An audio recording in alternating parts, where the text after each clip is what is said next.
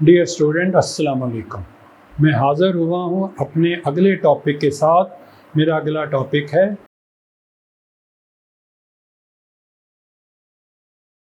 Earth interior and earthquake.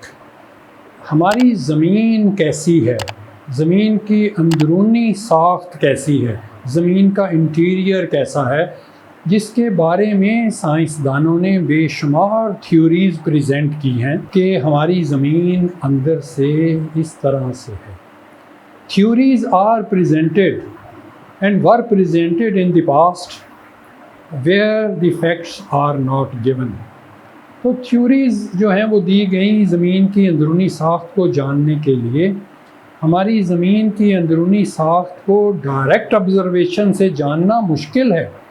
हम ज़मीन को या ड्रिलिंग से या माइनिंग से उसकी साख्त को जानते हैं, लेकिन ये इंफॉर्मेशन बहुत लिमिटेड है। ज़्यादा से ज़्यादा हम माइनिंग 3 मील तक करते हैं, जो जोहान्सबर्ग में सोने की कान है साउथ अफ्रीका में, और इसी तरह ड्रिलिंग जो है हम ऑयल एंड गैस एक्सप्लोरेशन के लिए हम जो करते हैं वो 5-6 किलोमीटर 7 किलोमीटर तक की होती है, जिससे हम मटेरियल बाहर निकाल कर उसको चेक कर लेते हैं कि इस डेप्थ पर ये मटेरियल है। लेकिन हमारी ज़मीन का जो रेडियस है वो 3963.5 माइल्स है रेडियस। ज़मीन का मरकज़ तकरीबन 4000 मील है। यहाँ तक कि इंफॉर्मेशन को जानने के लिए हमारे पास इतनी बड़ी ड्रिल नहीं है। आज तक हमने जो डीपेस्ट बोर होल जो किया है वो 12 किलोमीटर है। इससे ज़्यादा हमारे पास ज़मीन को डायरेक्ट ऑब्ज़र्वेशन से जानने की सकत नहीं है, क्योंकि एक बोर होल जो हम गैस एंड ऑयल एक्सप्लोरेशन के लिए करते हैं, करोड़ों डॉलर उस पर ख़र्चा आता है। हमारी ज़मीन की अंदरूनी साख्त कैसी है, इसके बारे में जैसे बहुत सी थ्योरीज़ पेश की गई। एक थ्योरी सीस्मिक वेव थ्योरी है, अर्थक्वेक वेव थ्योरी वो कहलाती है। ज़मीन में जब कहीं भी कभी भी अर्थक्वेक आते हैं, they are recorded by the seismograms. Seismogram is a ECG machine of the earth. इसी तरह एक्ट करती है जैसे आप अपनी बॉडी की पल्सेस को नोट करने के लिए ECG मशीन का इस्तेमाल किया जाता है। तो सिस्मोग्राम भी ऐसी मशीन है जो पल्स को नोट करती है, अर्थक्वेक पल्स को नोट करती है, और उस पे एक ग्राफ चढ़ा होता है जिसे सिस्मोग्राफ कहते हैं। 3 किस्म की वेव्स को रिकॉर्ड करता है, P waves, S waves and L waves. जब भी कोई अर्थक्वेक आता है तो ये तीनों वेव्स जो हैं वो उससे पैदा होती हैं। P waves are primary waves, S waves are shear and shake wave, these 2 waves are body waves। they pass through the body of the earth, ये बॉडी से चलती हैं। इसी तरह L waves are longitudinal waves और these are called surface wave, ये surface के साथ साथ चलती हैं।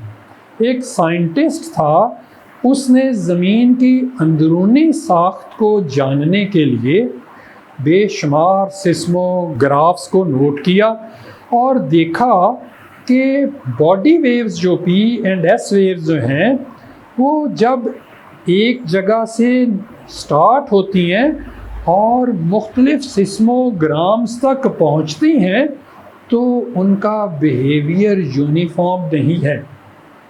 या वो रिफ्लेक्ट हो जाती हैं या वो रिफ्रैक्ट हो जाती हैं, और जब वो मुख्तलिफ डेंसिटी ऑफ लेयर से गुज़रती हैं तो कभी स्लो हो जाती हैं, कभी फास्ट हो जाती हैं और कभी गायब हो जाती हैं। उसने ज़मीन की अंदरूनी साख्त को एक्सप्लेन किया कि अगर अर्थक्वेक जहाँ से ओरिजिनेट हुआ है तो 103 तक तो वो S वेव्स पहुँचती हैं, उससे नीचे नहीं पहुंचती। S waves do not pass through the liquid substance. तो उसने कहा there is a liquid body in the interior of the earth. इसी तरह P waves when they pass through the body of the earth they are reflected और they are refracted. तो वो उसने देखा कि there is a different kind of layers in the interior of the earth. So on the wave behavior, on the basis of wave behavior, he described that earth has 4 internal layers. Center is occupied by the solid inner core, which is in a solid state, and there is a liquid body. There is a liquid core, उसको cover किया हुआ है, और फिर उसके ऊपर आ जाता है lower mental, which is again in a solid state, और उसके ऊपर आ जाता है अपर मेंटल।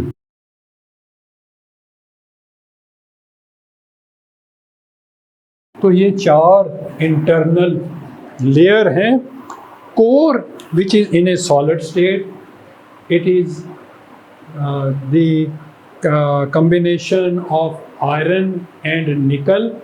ये और इसके ऊपर जो लिक्विड आउटर कोर है, it is composed of iron and nickel, but it is in a liquid state. Then comes the lower mantle. Lower mantle जो है, it is composed by the ions of magnesium, silicon and iron, which is in a mixed form. तो this is layer is a lower mantle. ये solid state में है, और ये तीसरी layer है। इसके ऊपर चौथी लेयर आ जाती है upper mantle. Upper mantle is divided into different layers. इसमें एक लेयर है जो मॉल्टन स्टेट में है। इसका सबसे ऊपर वाला हिस्सा जो क्रस्ट के नीचे है वो सॉलिड स्टेट में है, और उसके नीचे मॉल्टन लेयर है जिसे एस्थेनोस्फीयर कहते हैं। सबसे बैरूनी सतह क्रस्ट ऑफ द अर्थ है, इस पर हम रहते हैं, और इसी के बारे में हमारे पास फर्स्ट हैंड इंफॉर्मेशन है, डायरेक्ट ऑब्जर्वेशन है। इसी में से हम माइनिंग और ड्रिलिंग करते हैं। इसकी थिकनेस जो है ये 40 किलोमीटर के करीब है। मैक्सिमम थिकनेस इसकी जो है वो पहाड़ी इलाकों में 40 किलोमीटर है। जितने ये पहाड़ ऊपर हैं उतने ज़मीन के अंदर भी हैं। 40 किलोमीटर तक इसकी थिकनेस है। समुद्रों के नीचे इस क्रस्ट की थिकनेस 10 किलोमीटर के करीब है। 10 किलोमीटर और 40 किलोमीटर इसकी मैक्सिमम है, 10 मिनिमम किलोमीटर है। इसके नीचे solid part of the upper mantle है, बाहर वाली लेयर जो सॉलिड स्टेट में है। ये दोनों लेयर्स मिलकर लिथोस्फीयर बनती है। ये लिथोस्फीयर कहलाती है, crust plus solid part of the upper mantle. जो solid part of the upper mantle है बीनीथ द लैंड फॉर्म, इसकी थिकनेस फिर 40 किलोमीटर के करीब है, और समुद्रों के नीचे जो क्रस्ट का पार्ट है वहाँ पर भी इसकी थिकनेस 40 किलोमीटर के करीब है। तो मैक्सिमम थिकनेस इसकी कॉन्टिनेंट्स में 80 से 100 किलोमीटर के दरमियान में है। पानियों के नीचे इसकी थिकनेस 50 किलोमीटर के करीब है।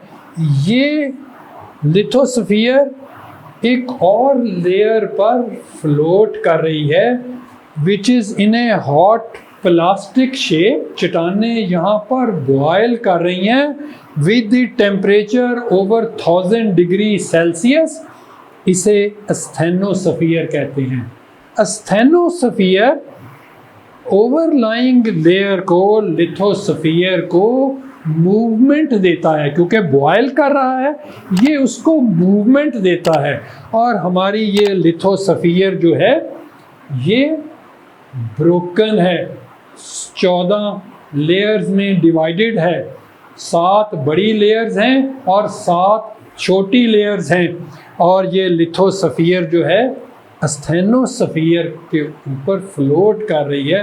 अस्थेनोस्फीयर इसको मूवमेंट दे रहा है, और कहीं ये प्लेट्स आपस में कन्वर्ज कर रही हैं, कहीं ये प्लेट्स एक दूसरे से ड्रिफ्ट करके दूर हट रही हैं। ये हमारी ज़मीन है, उसका इंटरनल स्ट्रक्चर है और उसकी प्लेट्स हैं। अर्थक्वेक्स जो हैं जब भी पैदा होते हैं, ज़मीन में गड़गड़ाहट पैदा होती है, जॉल्ट्स आर ऑब्जर्व्ड, और हैंगिंग ऑब्जेक्ट जो है वो हिलने लग जाते हैं, और हमें फ़ौरन एहसास हो जाता है कि अर्थक्वेक आया है। Earthquake is the release of energy when the rocks are broken due to the convergence of the plates. First they deform and then the rocks are broken. चट्टानें टूटती हैं तो वो एनर्जी को रिलीज़ कर देती हैं। The release of energy is called earthquake. Earthquake इतने माइल्ड होते हैं कि हमें पता नहीं चलता, और इतने सवियर होते हैं कि पूरे का पूरा शहर सफ़ाए हस्ती से मिट जाता है। प्लेट्स जो हैं कन्वर्जेंस जोन पर जब प्रेशर अप्लाई होता है तो चट्टानें पहले डीफॉर्म होती हैं। जब वो प्रेशर ज़्यादा हो जाता है चट्टानें टूट जाती हैं, एक हिस्सा ऊपर की तरफ उभर आता है, एक हिस्सा नीचे की तरफ बैठ जाता है। तो जहाँ से चट्टानें टूटती हैं वो फॉल्ट लाइन कहलाती है। जो हिस्सा बाहर की तरफ निकल आता है उसे फॉल्टेड माउंटेन्स या ब्लॉक माउंटेन्स कहते हैं। तो एनर्जी रिलीज हो जाती है, और release of energy is called an earthquake. जहाँ पर अर्थक्वेक आते हैं, ज़मीन के अंदर अर्थक्वेक आते हैं, जहाँ पर ओरिजिनेट होते हैं is called focus of the earthquake. Where earthquake originates is called focus. और जहाँ सतह ज़मीन के ऊपर जो पॉइंट बनता है above the focus of the earth, the point over the surface is called epicentre. वो एपिसेंटर कहलाता है। और अर्थक्वेक जब भी आते हैं they are assessed by the Richter scale. Richter scale उसे असेस करता है। Magnitude range from 0 to 8+। और ये जो लोअर मैग्नीट्यूड के अर्थक्वेक होते हैं उनका पता ही नहीं चलता। जो 5 और इससे अबव के अर्थक्वेक होते हैं वो डैमेजिंग होते हैं, 6, 7 वाले डिस्ट्रक्टिव होते हैं, 8, 7.5 एंड अबव 8 and 9 तक जो अर्थक्वेक आते हैं दे आर कैटास्ट्रॉफिक और मेजर अर्थक्वेक। उससे लार्ज स्केल पर तबाही होती है। जो डिस्ट्रीब्यूशन है सबसे ज़्यादा earthquake Pacific ring of fire पर आते हैं। पैसिफिक बहरुल काहिल के चारों तरफ आते हैं।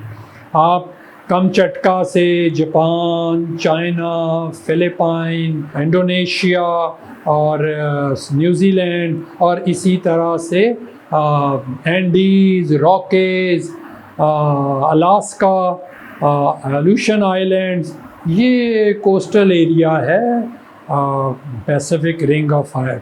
दूसरा जहाँ पर ज़्यादा अर्थक्वेक आते हैं वो ट्रांस यूरेशियन फॉल्ट लाइन है।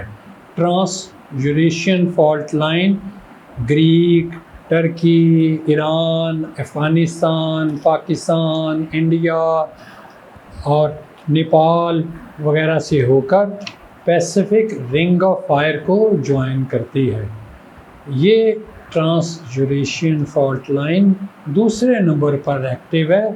और तीसरे नंबर पर जहाँ पर अर्थक्वेक आते हैं वो मिड ओशियानिक रीजेस हैं, जहाँ पर प्लेट स्प्रेडिंग रिजिस पर आते हैं। और चौथे नंबर पर जो अर्थक्वेक आते हैं वो अफ्रीका और एशिया में अर्थक्वेक आते हैं।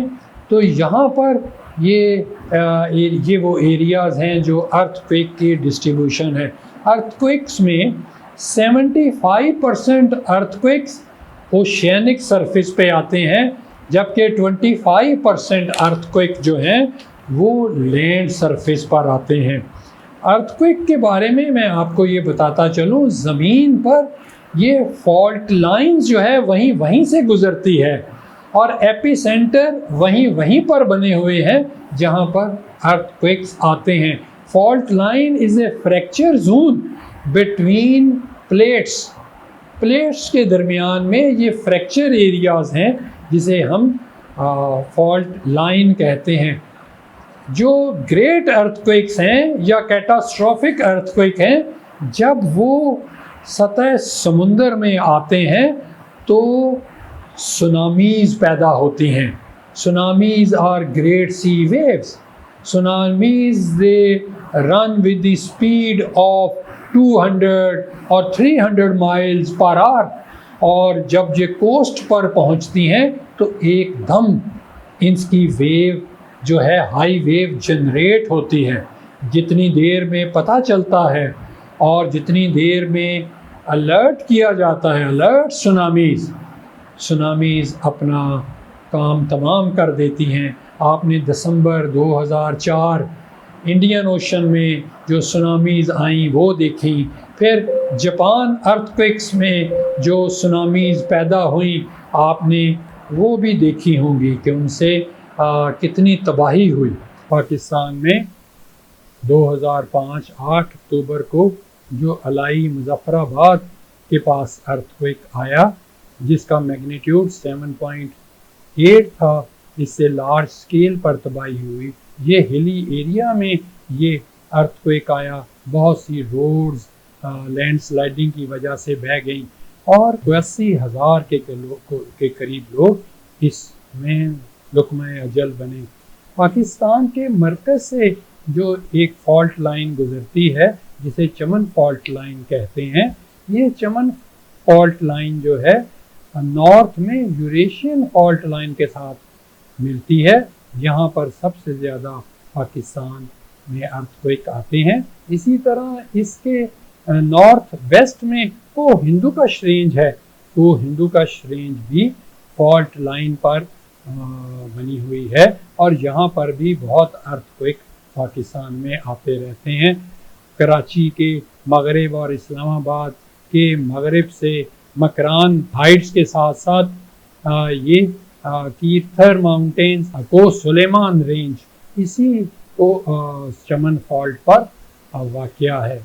इसके ईस्ट में जो अर्थक्वेक भूज के मुकाम इंडिया में आया जिससे पूरा शहर तबाह हो गया। इसी तरह के कुछ फॉल्ट लाइन के मशरिक में लाहौर के पास पिछले चंद महीनों में कुछ अर्थक्वेक्स आए हैं जो कि माइल्ड हैं लेकिन ख़तरे की घंटी बजाते हैं। तो पाकिस्तान एक्टिव अर्थक्वेक जोन पर वाक़या है। हमें चाहिए कि हम जो भी बिल्डिंग्स बनाएं वो उसका स्ट्रक्चर अर्थक्वेक को बियर कर सके ताकि हमारे यहाँ कम अज़ कम उसका नुकसान हो। डियर स्टूडेंट्स, मैं उम्मीद करता हूँ आपको ये टॉपिक समझ में आया होगा और इंशाअल्लाह ताला आपके साथ अगले टॉपिक में मुलाकात होगी। अल्लाह हाफ़िज़।